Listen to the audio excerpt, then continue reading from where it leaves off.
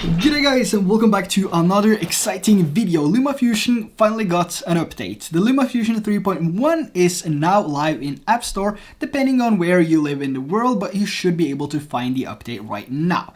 And with this LumaFusion 3.1 update, we finally have some better color grading options. Let's take a look. I recently went on a trip to Hawaii to explore, relax, and create memories. During this trip, I had the honor to test out the latest features in LumaFusion to see how big of an impact a few scopes could have on the videos I made. And a few years ago, I sat down to create more than 20 LUTs for my personal videos, for different cameras and profiles, because we didn't really have anything, only the most basic things, like adding more or less colors to an image. Color grading in LumaFusion has always been hard. It's been a challenge to tweak a certain look or to see if your shadows and highlights are properly exposed and not clipping. So I've always had to take the long route, which is to use different apps, just to see if my clips are properly exposed after adding some colors and adjustments to the highs and lows of the exposure. But during our stay in Hawaii, it was much easier to add and tweak the colors when using the new integrated video scopes. But it wasn't the video scopes alone which made it so much easier. With the new 3.1 update, I was also able to add multiple effects, both for the color section and the audio section. So instead of having to choose whether I should use that correction LUT, because if I use that correction LUT, I wouldn't be able to add my custom color LUT.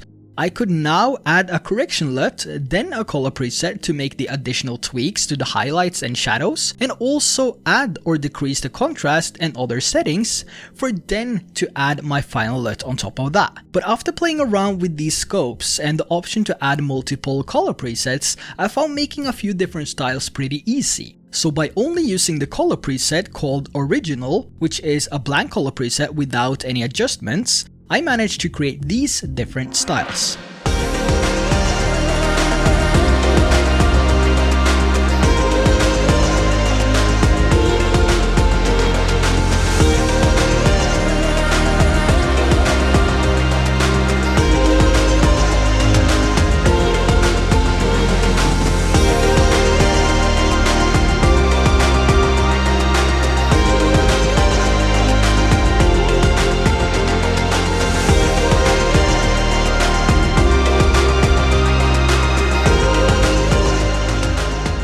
So let's move over to the LumaFusion app and let me show you exactly how easy it is to create these styles.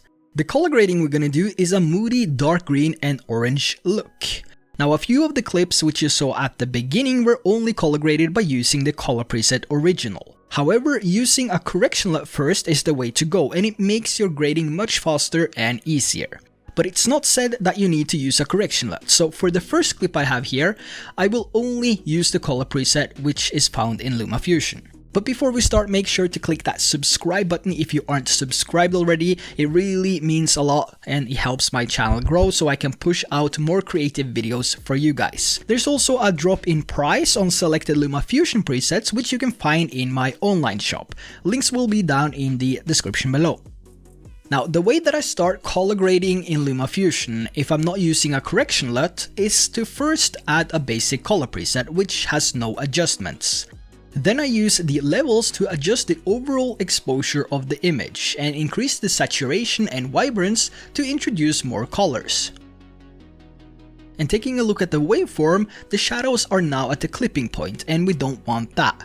If the highlights and shadows are clipping, we might end up seeing some artifacts and some tearing in the image in the parts which are clipping in our final export. So to adjust this, we can either pull the shadow slider or the shadow knob of the levels to the right. You can also decrease the contrast to lift and pull down the shadows and highlights. But for this, I'll pull the dark part of the levels to the right.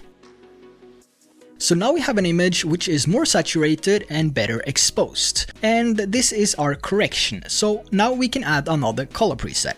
So to add another color preset, we first need to deselect the one we're working on and then tap on whichever preset we want to apply.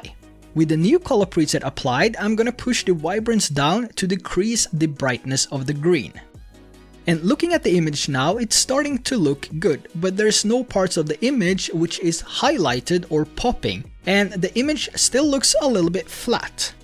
So if we look at the waveform, we can now see that we have a lot of room to work with in the highlights.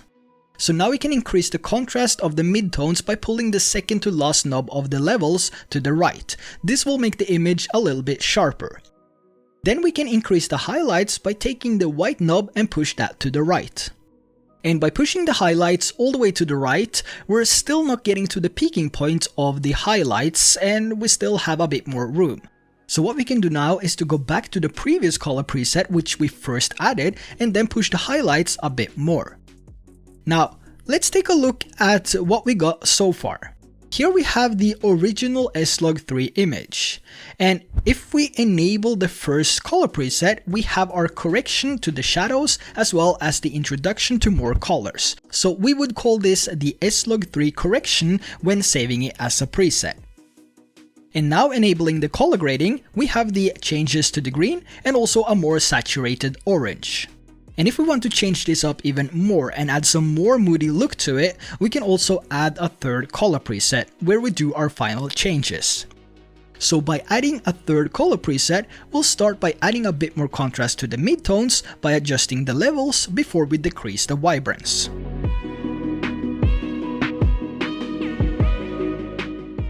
Now taking a look at the legs here, they feel a bit too green yellowish.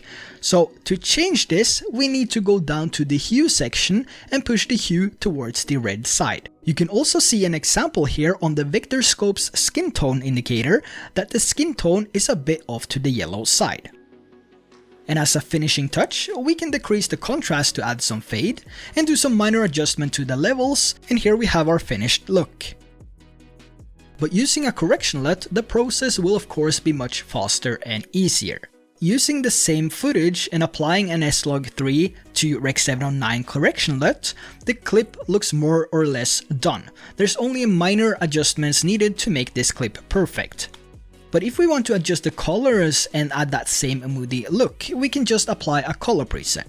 Then do some minor adjustments like boosting the highlights, decreasing the contrast, add some more saturation to the image, and then decrease the brightness of the greens by lowering the vibrance. And if the skin tone is off, we can go to the hue section and push it in the right direction. And of course, if you want to take it all the way and experiment with your different LUTs, you can add a color LUT on top of this and go back to the color presets and adjust the colors, contrast, and levels. And once you have the correction and grading done, you can always go back and forth between the color presets and adjust the settings like hue, red, green, and blue to pull your colors in a different direction. And the same applies to color correcting and grading a studio look. It's of course better to add a correction LUT first, but if you don't have one for your camera, you can use the color presets in LumaFusion. In the description below, you will find the download link to the correction LUTs that I use for my Sony a7S III, and I've been testing these with different cameras and profiles and clips, and it seems like it's doing a decent job with most of the profiles. So if you don't have a correction LUT, it's worth giving this one a shot. You will also find a download link to the color grading that I've done in this video, so if you want to test them out, make sure to grab them down below. So that's it for this tutorial. Let me know your thoughts about the new scopes in the comment section below. Have you been testing them out and what's your favorite part? So until next time, take care and I will see you in the next video.